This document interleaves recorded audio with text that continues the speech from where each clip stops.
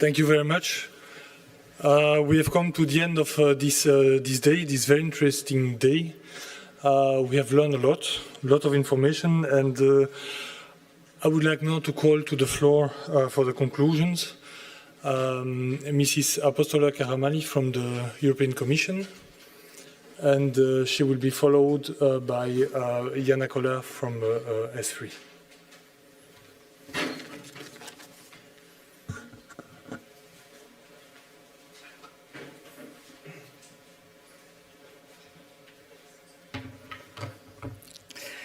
Thank you, David, for this inspiring conclusion. It's quite challenging towards the end of the day to attract the attention like this, and thank you to the last panel and also to everybody else who contributed to this very inspiring day. I think there were so many dense ideas that we all look forward to the report in order not to lose all these concepts. So I don't think I will be up to let's say, the possibility to, I don't think I can actually summarize everything that has been said, but maybe a few key takeaways from my side. So today we discussed the what and how. We looked at it from a cross-cutting perspective and also from a thematic perspective. I will not dwell so much on the thematic perspective. We had some reporting of the parallel sessions. Let me stay a little bit more at the general aspects. I think it was widely acknowledged that there has been an evolution. This evolution is not to the detriment of scientific excellence, but it's the natural evolution of our society, of what we can do. And actually, I still remember the very inspiring speech that we had under the French presidency event in Paris, where we had the opportunity to listen from a philosopher. What is the role of infrastructures for the society, for democracy, for the economy, and how they have evolved over the years? And I still remember, I can't reproduce all these notions, but it was quite exciting to see that actually there is no, let's say, competition between being an excellent scientist and building trust in science, and also optimize the use of these huge investments for our society, for societal solutions as a public good, after all, and also, let's say, to create value. Why not? To support SMEs, to create spin-offs, which is the reality actually among yourselves today. So I think this is a first key takeaway, and I'm personally quite happy to see that there was quite some comfort in discussing these things, and I think there is a shared understanding that we can actually fit all of these things together in our understanding of the great potential of this infrastructure. So this is my first key takeaway. Secondly, of course, infrastructures have multiple links to education and training, to attracting talent, to finding solutions, also is important links with industry. And I think, concur with what you've said, David. It's about infrastructures and then thinking about how these infrastructures are used and what we can do more and what more needs to be done. So also very important, the link to the ecosystem and the regional development, the flagship of the Czech presidency, which I think is fair, and we need to be concrete and go beyond the words and some theoretical analysis, and we've had very good examples today. We heard about own challenges, so how infrastructures can contribute, but how also infrastructures have own challenges, like the greening, the energy costs, finding the right scientific solutions for the carbon footprint, or the digital, how the digital can be used as an enabler for the infrastructures themselves, so how the digital infrastructures change our society as well. So we also heard about the operators and also new functions that may be needed. We heard about service providers and who can offer these and what is the right tool to do that. Then we heard ideas about the how, and I think it was quite vocal about, you were quite vocal about the need for a structured approach, a governance, a process, a platform, and I believe that Jana will be referring to that later on.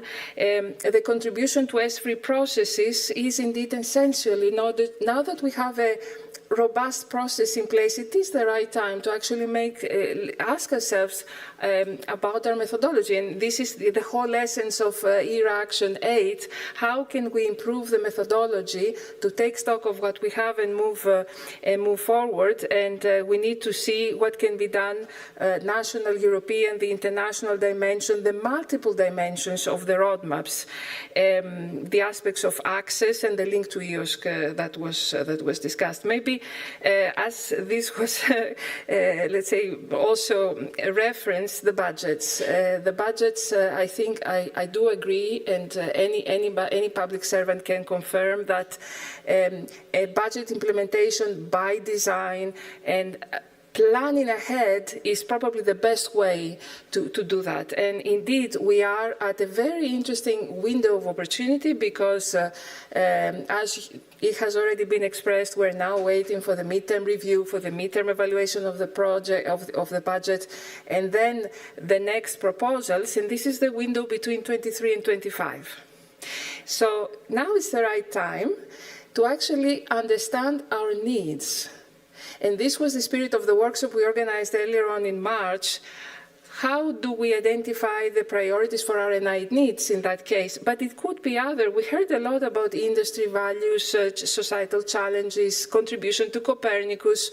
We have operational programs as well. We have Digital Europe, we have the space program. So there are different opportunities. So now is the right time to understand the needs and so design programs for the future. And needs means what and costs, of course. And then, of course, this will be information for informed decision-making by those that need to make decisions. So these are a few key takeaways from me. I would like to thank everybody for their participation today, also the organizing team and all the panelists. Thank you very much. Jana.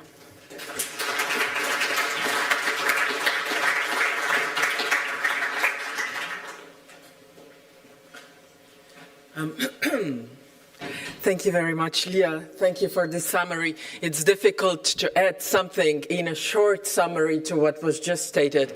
I very much agree with the main points. But let me try to develop a few thoughts based on the meeting that we had today. Now, I hope that you agree with me that this was not a typical meeting where research infrastructures and some communities come together. I've started this meeting by saying that we try to push people out, research infrastructures and the other stakeholders, out of their comfort zone, where several of you were wondering, why are they invited? Why are you invited to these meetings? Because you've never encountered with the communities that sit in the panel. This was the case in several of the panels. Now, the outcome, in my opinion, is innovative. Now, it's not, it varies from session to session, but it's always like this with innovative approaches. You have some of the groundbreaking ones and some that might basically fail in the future. But it's very important to take this approach. The fact is that the world is actually not becoming, but it is complex. And research infrastructures need to embrace this complexity. It's very difficult, I understand, to push infrastructures into this world saying, find your way within the missions, find your way within the industrial technology roadmaps, and similar initiatives which go across policies, across ministries, different funders, different stakeholders, citizens, and it's a chaos, not just for you, also for ministries themselves, which need to coordinate their activities. And we are all in this mess. Now, what ESFRI can do and what we try to do with this particular initiative is to help you with that, to find your place within this initiative.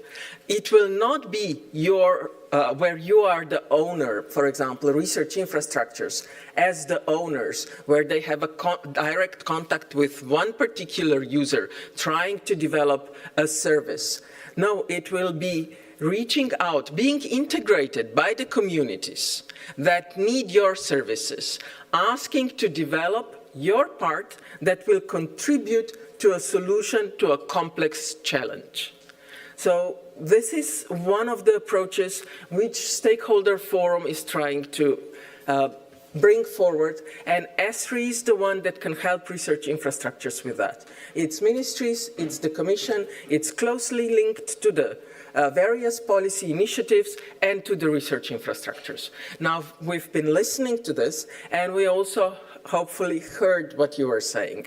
We are collecting these messages. I mentioned earlier that after this meeting, we will start a stakeholder platform on which you will find also the report from the kickoff, the way we saw it with the main messages, so because we need to keep them alive and take them on board in order to really make the most of the time that you spend on thinking about research infrastructures and how we can contribute better. In addition, you will find the video recording of the kickoff. There will be a video. There will also be a similar approach for this meeting, because we really would like to absorb the key messages and work on that. Now, some of you have also mentioned the activities that ESFRI is planning, has on its plate for the next year, which were very ambitious and which we kick-started with concept papers during actually yesterday. And there are 4 which were mentioned by several of you. It's one on impact, one on collaboration with industry, there's one on landscape analysis, and the 4th on financing and synergies. And as you correctly identified, all of this are in synergy, and we recognize that all of the groups need to work together in order to develop within 1 year a better approach to the development and use of research infrastructures. These are my key messages for today. Thank you very much to everyone that helped this day. At least for me, it was a very exciting one, and I've learned a lot. Thank you.